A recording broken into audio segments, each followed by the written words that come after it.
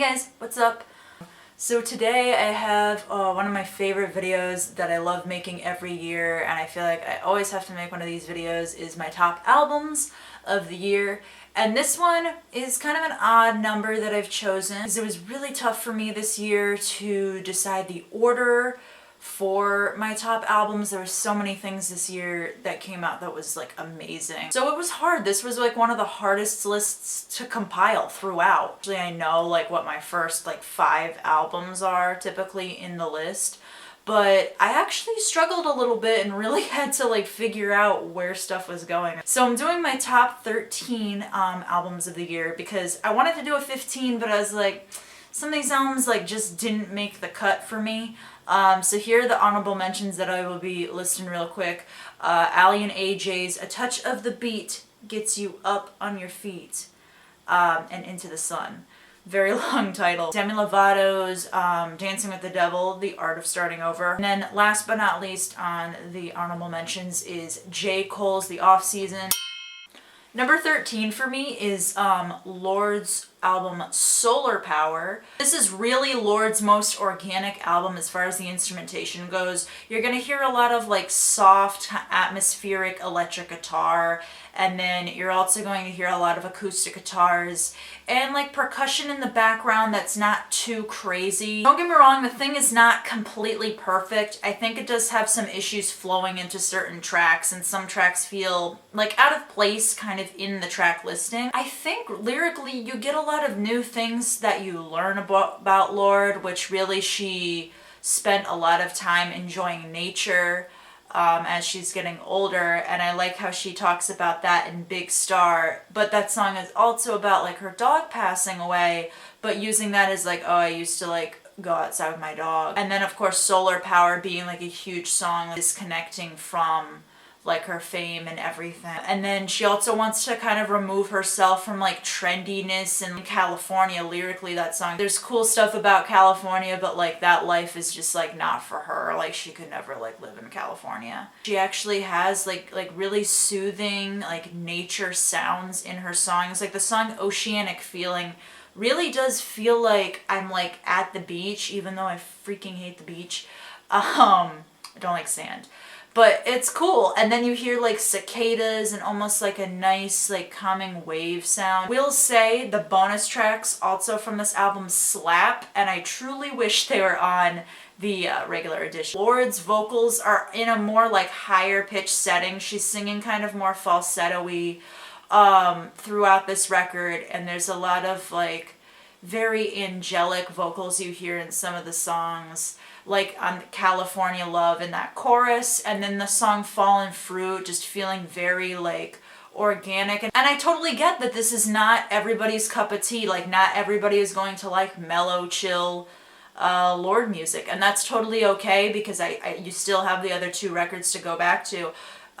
My favorite tracks off this album are Fallen Fruit, Stoned at the Nail Salon, and Secrets from a Girl Who's Seen It All. My number 12 pick is Life in Your Glass World by Citizen. Citizen's gone through a lot of lineup changes over the years, and they've kind of like progressed a lot from their first record, Youth, which was very angsty, to kind of a more calmer and chiller and groovy vibe. Bring a more refreshing sound, especially on this record. They do have a blend of that angst still inside them, like in the song I Want to Kill You and even Death Dance Approximately. But they have like a danceable like beat to them, but also like having those aggressive guitars. And then you have a song like Blue Sunday and Fight Beat where it's straight up just bass groovy and dancey and chill. They really wanted full creative control on this record, so they basically made the whole thing in Matt, the lead vocalist's garage. And it definitely feels like this is a record they really wanted to make and they were proud of, and I really love the direction they're going in. Really thinking outside the box. The guitars on this record feel really slick and smooth, and really add a new element for the band. Matt's vocals are still as raw and honest as ever.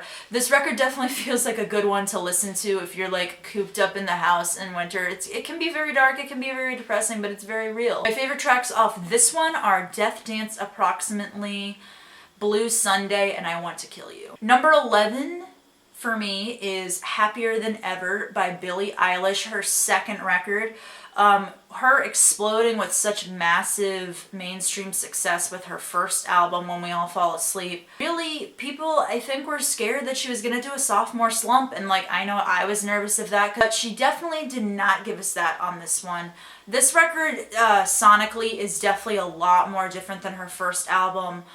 Billie feels a lot more softer on a lot of these songs. And, and this record still shows more of that dark, moody side of Billie that we saw a lot of on her first record. Oxytocin, the beat on that song, reminds me a lot of her first album.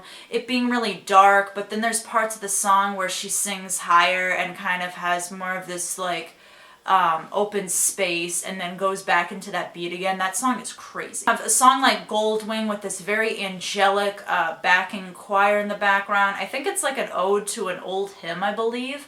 And then Billie doing the dun dun dun dun dun dun, kind of like giving like that mood almost to like her early stuff as well. And then you hear like a crazy groovy bass driven track like Lost Cause that is so fun to listen to. And then the grand finale off of this record being the song, self-titled song Happier Than Ever, ending with that big grand rock finale is absolutely insane.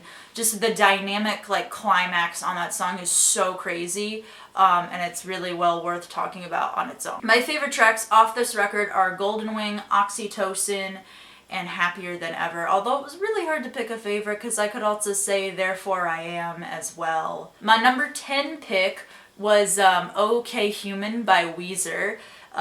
This album is very unique for Weezer. They've always gone through this up and down slippery slope with album releases, and some of them can be amazing and some of them can be a huge miss. But this one takes more of an orchestral turn, having a 38-piece orchestra, full band orchestra in this, and really brings a grandiose and gorgeous feeling to Weezer. Which is kind of weird because they're such a nerdy band and they have a lot of quirks to them, and you can still find that in this record, but also just with the beautiful touches of horns and strings really adds like an elegance to it. Rivers Cuomo, like I said, is lyrically what you would expect, still nerdy as hell, and can get real sad on some of these songs, like All My Favorite Songs, just straight up talking about how all of his favorite songs are sad and all of his favorite people make him mad. It's kind of a simplistic song, but it's very catchy and pretty, and it just opens up the album nicely. And then you have some really honest songs that just talk about the reality of the world, like Numbers and Screens. Both those songs kind of talking about different things that humans get really fixated on, like always constantly looking at your phone, looking through a screen. Or the song Numbers, where you're always thinking about money or if you have enough friends or anything like that. Like numbers to people can be very important. And then they have some like almost quarantine-y songs that kind of play fun at everyday life, like the song Grapes of Wrath, and listening to that on his Audible, like in his house. I think the horns and strings pair really nicely with Weezer's overall sound on this record. Each song flows together really seamlessly, and this just feels like Weezer's most cohesive project really since the White Album. My favorite songs on this are All My Favorite Songs, Numbers, and I might butcher this title, but La Bria Tar Pits. My number 9 pick is Million Masks of God by Manchester Orchestra. This record just feels like everything Manchester Orchestra has ever achieved in their career through albums, all wrapped up into one. This is definitely one of their most personal albums to date, like most of their records, but this one really hits home for me lyrically. Talking about losing loved ones, grieving, and faith and family. Andy himself, because he has little snippets of like his daughter talking in it, her talking about the boy who cried wolf, and that story relating to certain tracks, like Angel of Death and The Internet. Like I said, this album really spoke to me lyrically, especially focusing on faith and still trying to keep a faith through difficult times. I also love how this record is arranged dynamically. There's some amazing songs where the tempo really goes from 0 to 100 real quick.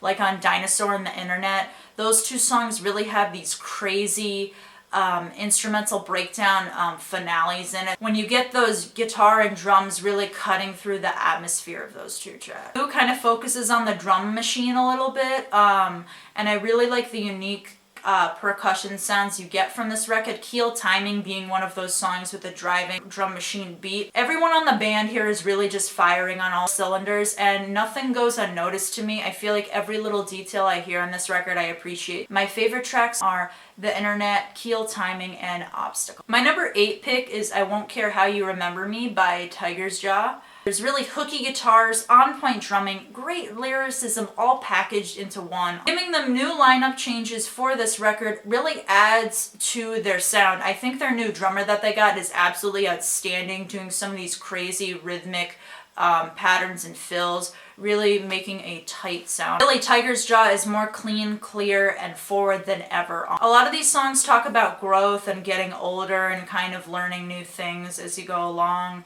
Very sincere lyrics, like on the songs Commit, Lemonade Mouth, and Never Meant To. Guitar on the songs like Anniversary and New Detroit really bring a new spark to the band. Rihanna and Ben always have great chemistry together, and they're the two really sole members of this band. Both of their voices just go together beautifully, and they really stand tall on their own as well. My favorite tracks off this album are Anniversary, Lemon Mouth, and Commit. Radical by Every Time I Die is my number 7 pick. And I really like how the title of this album really reflects lyrically what the whole thing is about. Talking about like radical ideas, really far-fetched ideas and movements, whether it be on a political side of things or a religious side of things, or a worldly view. Like this album really does touch on all that.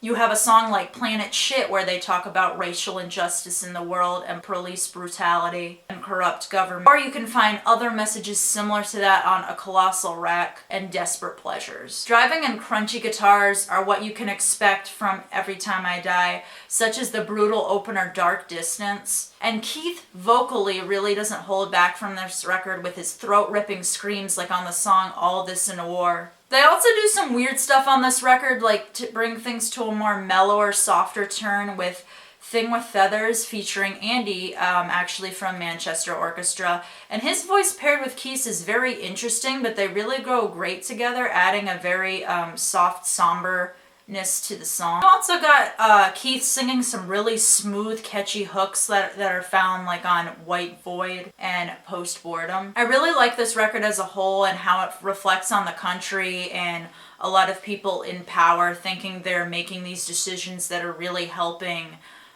people, but in reality it's really just tearing everybody down and kind of putting everybody against each other as well. My favorite tracks on this record are Post Boredom, All This in War, and White Void. Draw Down the Moon by Foxing is my number 6 pick. After coming out before with one of their best albums to date, Near My God, they really did have some big shoes to fill. They go into more of a different direction on this record, focusing more on synth and glitchy indie rock sounds, but also making some of these songs more singable, such as on Go Down Together and Where the Lightning Strikes Twice. Like I said before, they're really pushing in more of the synthy direction, and you can really feel that also on other songs like If I Believed in Love, and things get even a little bit more dancey like on Bialystok. I hope I'm saying that right. But then you still have songs that almost go back to their roots, with Connor really screaming at the top of his lungs on the song Cold Blooded. Just a very somber, angsty track, but it's one of my favorites. And that goes into my favorite tracks being Cold Blooded, Beacons, and If I Believed in Love. Number 5 for me is Tyler, the Creator's record, Call Me If You Get Lost. Tyler really puts everything on the table about himself on this record. He does a lot of flexing, talking about how much he has grown from his early work and even like an Odd Future and all that as well. But he also feels more self-aware on this record and is still struggling through some of his past relationships, like how he talked about on Igor. We have a song like Massa where he's an absolute lyrical beast. Or he can get even a little bit more melodic, like on the 2-part song Sweet, I Thought You Wanted to Dance. As I was listening to this record, especially through the first time, I felt like I was on the edge of my seat because Tyler was bringing so many cool things to the table, giving us more of old school hip hop vibes, but then also some trap beats like on Lemonhead, and then even getting a little more jazzy like on the song Safari with the pianos and horns. Going for a full-on R&B route like on What's Your Name. You can say Call Me If You Get Lost is a mixed bag because there is a huge variety of different sounds. Tyler is talking about a lot of different things, but ultimately it's like all about himself and his own issues, and you can say that it could be braggadocious, but he really does it in a non-braggadocious way and just kind of like has his feelings out there. And I was really impressed with all the different directions this album was going in musically. It really kept things interesting. My favorite tracks off this are Manifesto, Lemonhead, and Massa. Number 4 is Lucy Dacus's Home video. This album is just full of storytelling, of course, by Lucy Dacus.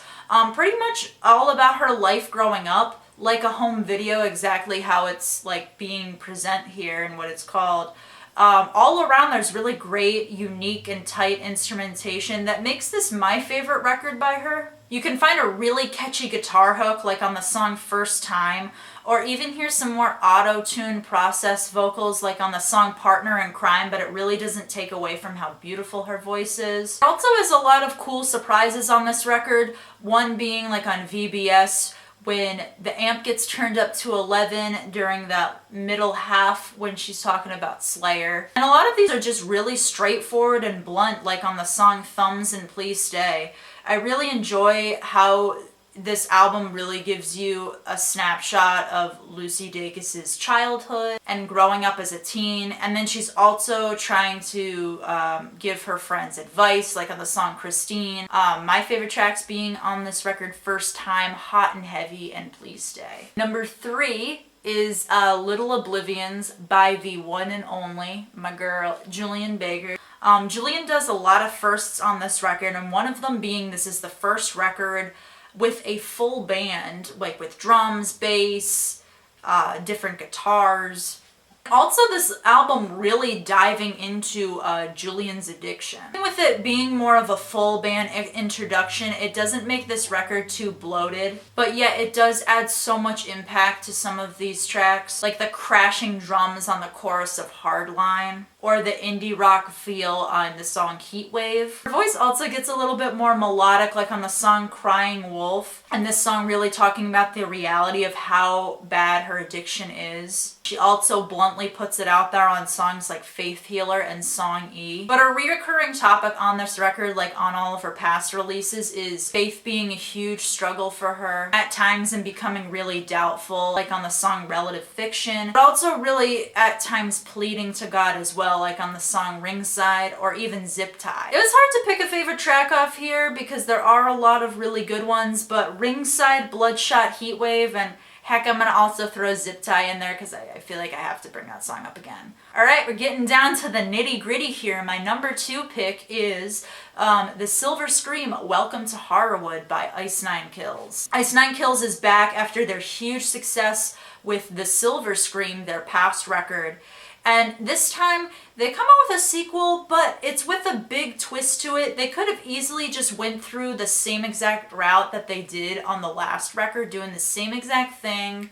But here they add more of this unique narrative twist, giving like a background story on the lead vocalist Spencer being this killer and using all of these different horror movies as his inspiration for killing his girlfriend. To me too, the instrumentals also feel way more heavier and grandiose on this record, like on the song Take Your Pick and Funeral Derangements. Spencer's vocals always have had so much range, but you can really feel way more emotion on this record when he goes to quiet hush vocals to really intense screams. This album really does flow perfectly together from song to song, ending with an amazing closer, Farewell to Flash. They really do the films justice that they're talking about in this album, very similar like they did with the other record where the instrumentation really does fit nicely, especially like on songs from the shower scene to Assault and Batteries, or even their big single Hip to Be Scared, which really does relate everything like to the nitty gritty of that movie American Psycho. It was really hard to pick a favorite song on this as well for me, but the shower scene, Farewell to Flesh, and Funeral Derangements are probably my favorite. Alright guys, if you stayed for this whole video, thank you so much.